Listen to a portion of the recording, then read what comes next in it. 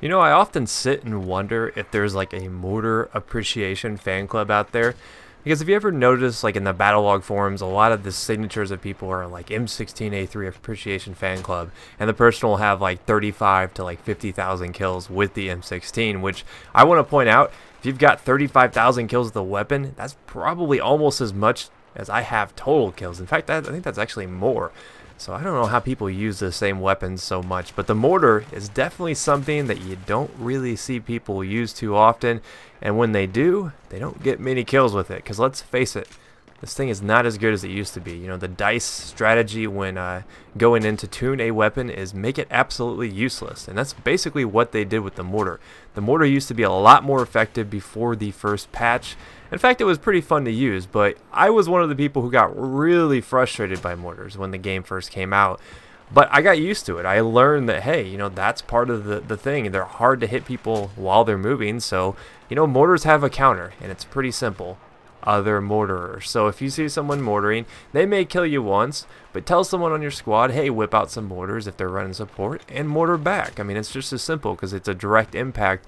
It'll probably kill them every time. Now, the one thing about mortars that you gotta look out for is the fact that they only do like 30 to 40 damage, somewhere in that line. I mean, it really just depends on where they hit in the splash damage. Now, I think there is a possibility, now don't quote me on this, there is a possibility to get a one-hit kill at full health with the mortar if you hit them like directly. I think you have to hit them dead center mass with the actual mortar, so it has to like direct impact them. Then I think you can get a one-hit kill. But these things are tricky to use. I'll be the first to say that I'm not the best with these. I tried to get some good footage here. This is about a week or two of footage that I've been gathering, because a lot of you guys have been wanting me to talk a little bit about the mortars.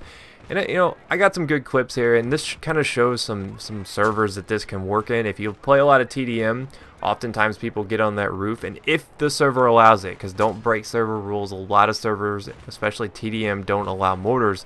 But if they allow it, it's a good way to clear off bunches of people that get on the roof or over there by the water. So that's one of their uses for it. But a lot of people like to use it to clear out objectives, and I find that that's one of the most useful things to do personally.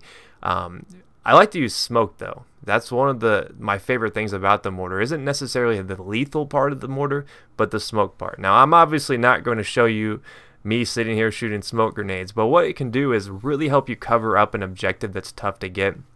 A lot of people don't know that you can actually shoot smoke with the mortar, so you just have to switch to it depending on what you have your key layout to.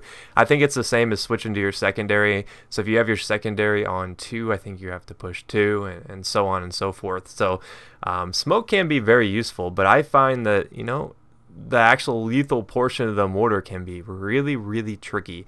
I don't know if I left it in here, but this portion right here, you're going to just see how many hit markers I get on the same guy. It's really frustrating to try to kill somebody who you don't actually know where they're at. You know where they're at in a general direction, because you'll just continue to get hit markers, because it's pretty similar to using the M26 frag, because the outward portion of the actual explosion will net you some damage and hit markers, but for the most part you're not going to get any kills like that because you're not doing enough damage. So it can get rather frustrating from time to time. And look at the kill feed right there.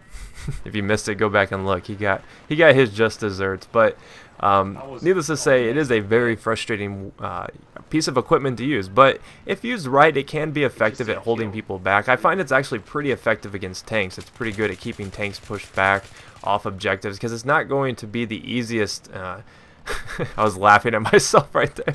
It's not going to be the easiest way to destroy a tank, but it'll definitely scare them enough where they'll push back a little bit and not be so aggressive. So that's one of the advantages to having a couple people mortaring on your team, and I found that it's actually a little bit easier to sit back and mortar in pairs as opposed to doing some solo mortaring, which I tend to do quite often. And you know, I really did think that mortars are going to be really effective on armored kill. Like, I was looking at some of the maps, I was like, you know, mortars might actually be kind of useful on there, at least the smoke aspect. The one thing I'm kind of worried about though is the range on the actual mortar, because they don't have the longest range. I mean, it's not short, but it's still far enough where you have to get pretty close with these to be effective, and since some of those maps are giant, I watched the premium trailer here earlier this morning, and some of those maps are pretty big, so I don't know if the mortars are going to be able to reach certain areas if you're pushed all the way back, especially on rush. I mean, if you're back on a set of objectives and you don't move forward, I don't know if